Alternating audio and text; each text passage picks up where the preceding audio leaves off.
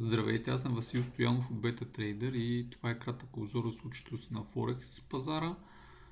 Разглеждаме подготовка за цялата седмица в този седмичен анализ. Най-напред гледаме валутната двойка евро-долар на дневна графика. Това, което забелязваме, че след първи тур на президентски избори в Франция, цената направи гап през миналата седмица и от тогава остана в тясно странично движение без ясна посока. Нивата на съпротива ги виждате, съответно и нивото на подкрепа около 1.085. От тук са възможни два варианта. Разбира се, валутната двойка е в покачване, защото имаме затваряне над горната линия на Болинджер и хоризонтална корекция. От тук са възможни два варианта. Първият вариант е затваряне под подкрепата. Тогава цената вероятно ще падне някъде около средната линия на Болинджер. Най-много би паднало затваряне на този гап. Другия вариант е цената да продължи възходящо, което за мен е предпочитания, защото сме в покачване. При този вариант цената ще затвори над нивото на съпротива през тази седмица и ще продължи възходящо. Не трябва да забравяме, че сме така на важно ниво. Било няколко пъти подкрепа за цената, сега може да стане съпротива и това да ни покаже, че въпреки текущото покачване цената вероятно продължи нисходящо. Разбира се, това ще стане, ако на седмична графика цената не успее да затвори над това ниво. За сега на дневна графика валутната двойка е в покачване. Долар иена, въпреки че пробихме, ако си спомняте, бях начертал един канал, пробихме долната тренд линия на канала, цената не успява да затвори над горната линия на Болинджер и остава в слабо странично движение с очертаните граници. Интересното е това ниво, на което в момента играе ролята на съпротива. Виждаме веднъж, два пъти и тук няколко пъти през миналата седмица, преди това беше подкрепа. И ако цената не затвори над него, виждаме днешната свест, понеделник още не е приключила. Ако цената не успее да затвори над него и не успее да преодолее това ниво, вероятно ще видим едно връщане до около 108,10. Така че тази валутна двойка остава в странично движение, въпреки че направи хубав пробив в средата на миналата седмица. Затваряне над това ниво естествено ще отвори път за тестване на ето този таргет около 115, който е доста голямо значение. Паунд долар, валутната двойка е в покачване след новината за извънредните избори.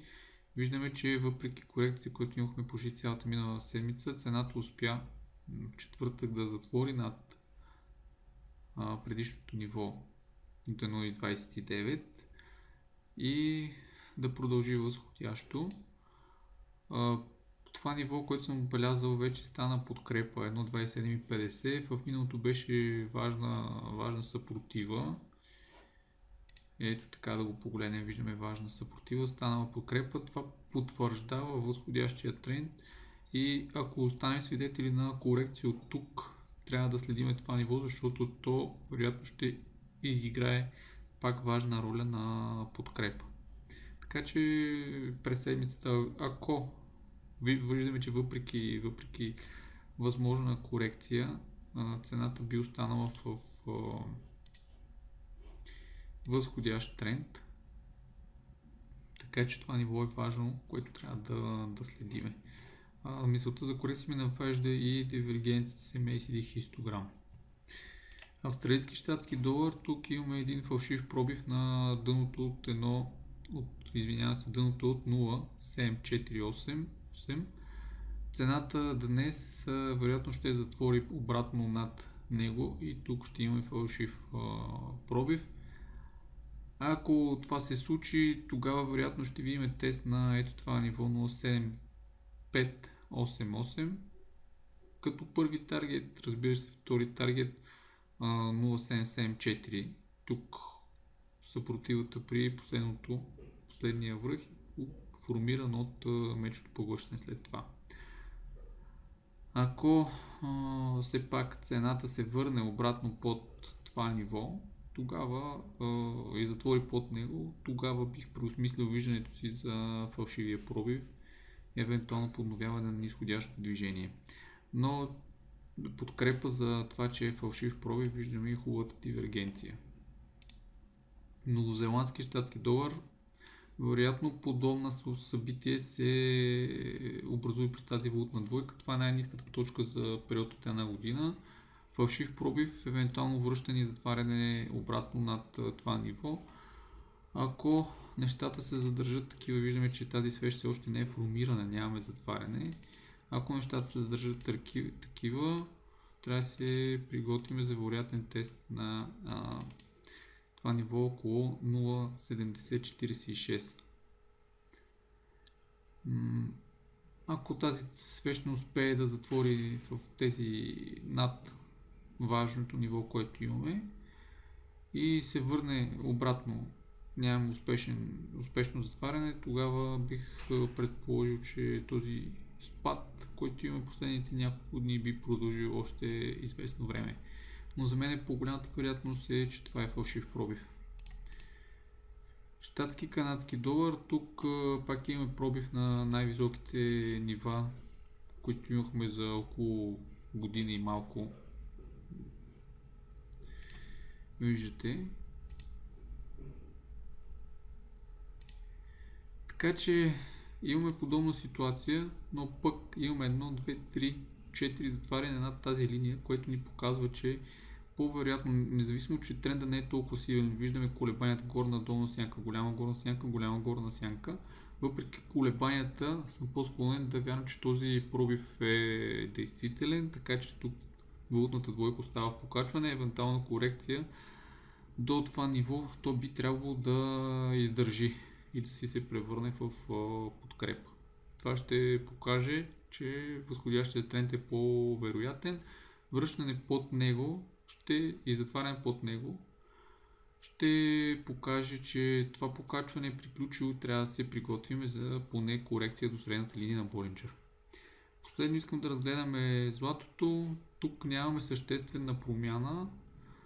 От последния път, когато го разглеждахме, виждаме това ниво, което го знаете от седмична графика и е важна съпротива за цената. Цената продължава нисходящо. През голяма част от миналата седмица имахме хоризонтална корекция, като интересното, че това ниво, което беше съпротива ето тук, тук и тук, в момента играе ролята на подкрепа. Няколко дни цената не може да падне под него, нивото е 1261. Другото интересно обаче е, че биковете не поемат инициативата, никой не иска да купува около тези нива или не иска да купува с сериозни обеми. Точно, може би заради близкото разположение това важно ниво на съпротива, така цената остава в хоризонтално движение, уравновесяват се поръчките на бикови мечки. Не изключвам цената да преодолее това ниво, да затвори под него. Ако това се случи, тогава трябва да се приготвим за тест на 1240, първото ниво на подкрепа, което имаме евентуално. Ето тук имаме съвсем локално ниво на подкрепа 1226 и разбира се по-сериозно потвърдено два пъти бич поглъщане ниво от 1196 тест. Така че тази седмица ще е интересна. Цената и тук е затворена в тесно движение, няма как да остане толкова дълго време в него. Евентуален пробив в някой от двете посоки. За мен е по-вероятно нисходящ пробив, въпреки че това ниво в момента играе роля на подкрепа. Нисходящ пробив ще отвори път за по-ниски цени на златото.